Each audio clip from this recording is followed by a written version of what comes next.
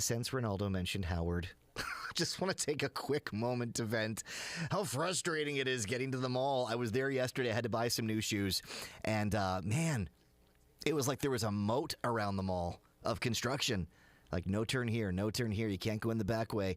This side is all torn up. And I'm like, oh, I did it. I took a deep breath, and it was fun. I'm like, well, we'll be better for it. We will be better for it. So the work on University, it will be ongoing until December 2025. Some additional work is expected to continue in 2026 as well.